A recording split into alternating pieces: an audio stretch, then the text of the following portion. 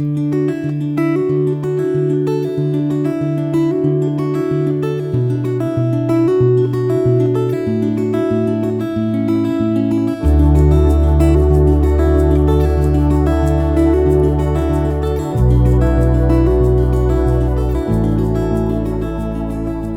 reading begins in 2 Kings, chapter 23, starting in verse 31.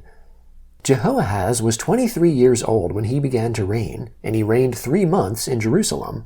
His mother's name was Hamutal, the daughter of Jeremiah of Libnah.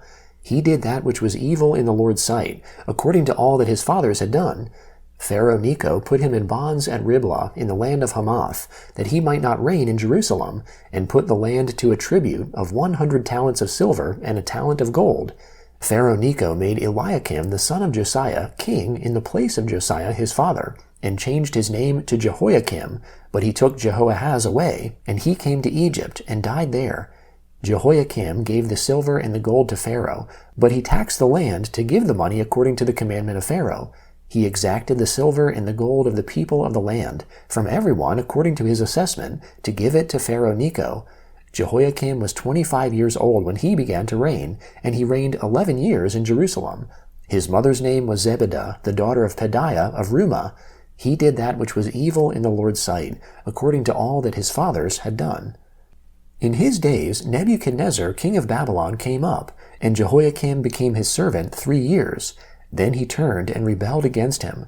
The Lord sent against him bands of the Chaldeans, bands of the Syrians, bands of the Moabites, and bands of the children of Ammon, and sent them against Judah to destroy it, according to the Lord's word which he spoke by his servants the prophets. Surely at the commandment of the Lord this came on Judah, to remove them out of his sight for the sins of Manasseh, according to all that he did, and also for the innocent blood that he shed, for he filled Jerusalem with innocent blood, and the Lord would not pardon. Now the rest of the acts of Jehoiakim, and all that he did, aren't they written in the book of the Chronicles of the kings of Judah? So Jehoiakim slept with his fathers, and Jehoiachin his son reigned in his place. The king of Egypt didn't come out of his land any more, for the king of Babylon had taken, from the brook of Egypt to the river Euphrates, all that belonged to the king of Egypt. Jehoiachin was 18 years old when he began to reign, and he reigned in Jerusalem 3 months. His mother's name was Nehushta, the daughter of Elnathan of Jerusalem. He did that which was evil in the Lord's sight, according to all that his father had done. At that time the servants of Nebuchadnezzar king of Babylon came up to Jerusalem, and the city was besieged. Nebuchadnezzar king of Babylon came to the city while his servants were besieging it, and Jehoiachin the king of Judah went out to the king of Babylon, he, his mother, his servants, his princes, and his officers. And the king of Babylon captured him in the 8th year of his reign. He carried out from there all the treasures of the Lord's house, and the treasures of the king's house, and cut in pieces all the vessels of gold which Solomon king of Israel had made in the Lord's temple, as the Lord had said. He carried away all Jerusalem, and all the princes, and all the mighty men of valor, even 10,000 captives, and all the craftsmen and the smiths. No one remained except the poorest people of the land. He carried away Jehoiachin to Babylon, with the king's mother, the king's wives, his officers, and the chief men of the land. He carried them into captivity from Jerusalem to Babylon. All the men of might, even 7,000, and the craftsmen and the smiths 1,000, all of them strong and fit for war, even them the king of Babylon brought captive to Babylon. The king of Babylon made Mattaniah, Jehoiachin's father's brother, king in his place, and changed his name to Zedekiah. Zedekiah was 21 years old when he began to reign, and he reigned 11 years in Jerusalem. His mother's name was Hamutal, the daughter of Jeremiah of Libnah. He did that which was evil in the Lord's sight, according to all that Jehoiakim had done. For through the anger of the Lord this happened in Jerusalem and Judah, until he had cast them out from his presence. Then Zedekiah rebelled against the king of Babylon. In the 9th year of his reign, in the 10th month, in the 10th day of the month, Nebuchadnezzar king of Babylon came, he and all his army, against Jerusalem, and encamped against it, and they built forts against it around it. So the city was besieged until the 11th year of King Zedekiah. On the 9th day of the 4th month, the famine was severe in the city, so that there was no bread for the people of the land.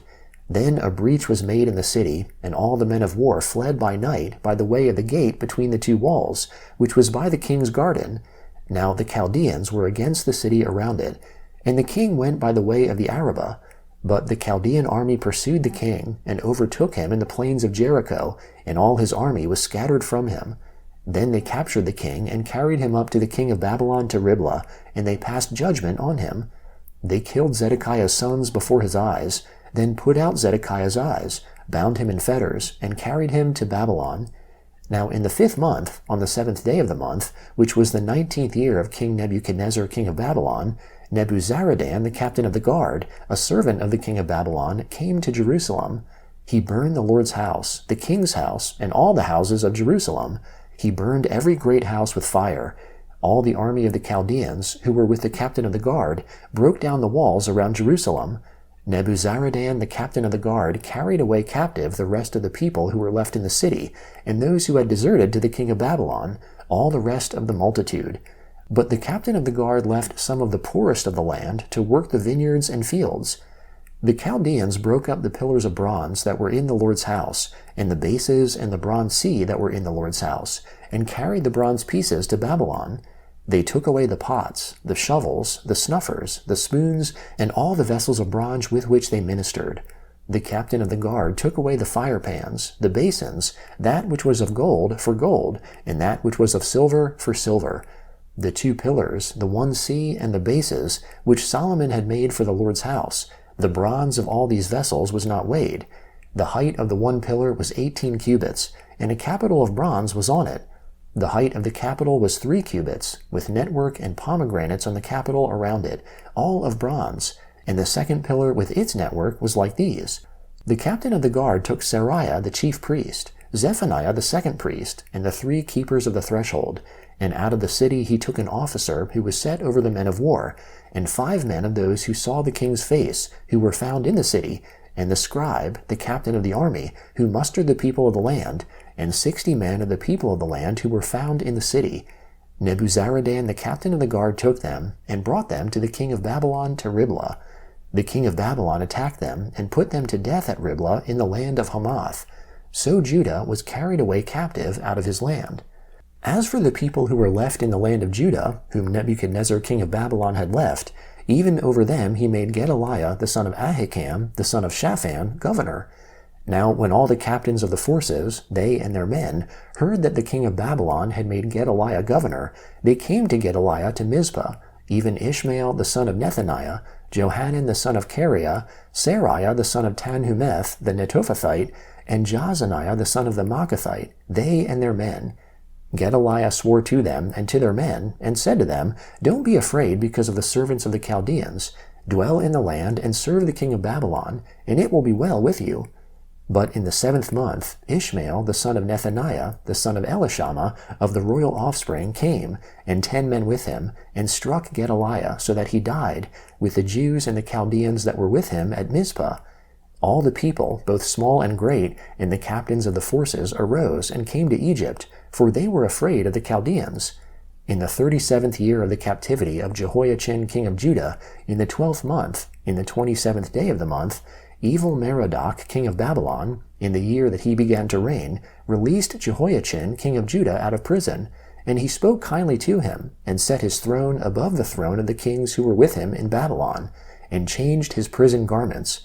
Jehoiachin ate bread before him continually all the days of his life, and for his allowance there was a continual allowance given him from the king, every day a portion, all the days of his life.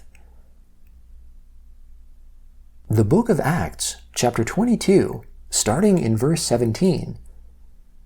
When I, that is Paul, had returned to Jerusalem, and while I prayed in the temple, I fell into a trance, and saw him saying to me, Hurry and get out of Jerusalem quickly, because they will not receive testimony concerning me from you.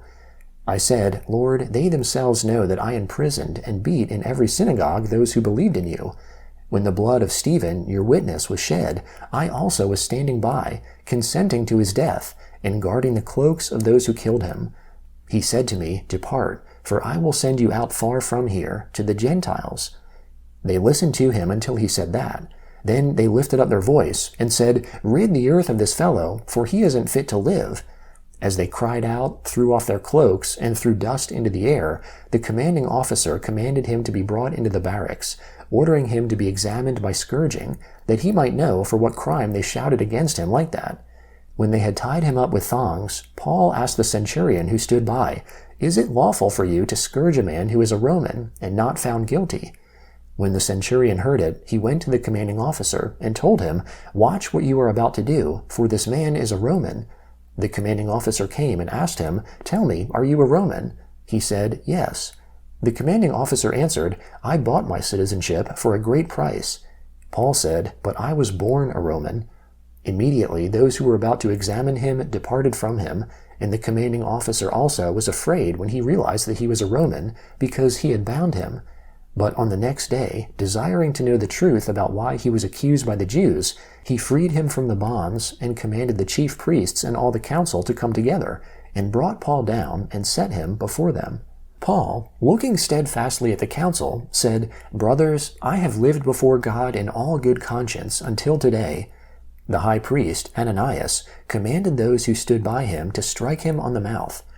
Then Paul said to him, "God will strike you, you whitewashed wall. Do you sit to judge me according to the law, and command me to be struck contrary to the law?" Those who stood by said, "Do you malign God's high priest?" Paul said, "I didn't know, brothers, that he was high priest. For it is written, 'You shall not speak evil of a ruler of your people.'" But when Paul perceived that one part were Sadducees and the other Pharisees, he cried out in the council, "Men and brothers, I am a Pharisee, a son of Pharisees. Concerning the hope and resurrection of the dead, I am being judged." When he had said this, an argument arose between the Pharisees and Sadducees, and the crowd was divided. For the Sadducees say that there is no resurrection, nor angel, nor spirit, but the Pharisees confess all of these. A great clamor arose, and some of the scribes of the Pharisees' part stood up and contended, saying, "We find no evil in this man, but if a spirit or angel has spoken to him, let's not fight against God." When a great argument arose, the commanding officer, fearing that Paul would be torn in pieces by them, commanded the soldiers to go down and take him by force from amongst them, and bring him into the barracks. Psalm 2, beginning in verse 1. Why do the nations rage, and the peoples plot a vain thing? The kings of the earth take a stand, and the rulers take counsel together against the Lord and against his anointed, saying, "Let's break their bonds apart and cast their cords from us." He who sits in the heavens will laugh. The Lord will have them in derision. Then he will speak to them in his anger and terrify them in his wrath. Yet I have set my king on my holy hill of Zion. I will tell of the decree. The Lord said to me, "You are my son. Today I have become your father. Ask of me, and I will give the nations for your inheritance, the uttermost parts of the earth for your possession. You shall break them with a rod of iron. You shall dash them in pieces like a potter's vessel. Now therefore be wise, you kings. Be instructed, you judges of the earth. Serve the Lord with fear, and rejoice with trembling. Give sincere homage to the Son, lest he be angry, and you perish on the way. For his wrath will soon be kindled. Blessed are all those who take refuge in him." Proverbs chapter 18, verse 13. He who answers before he hears, that is folly and shame to him.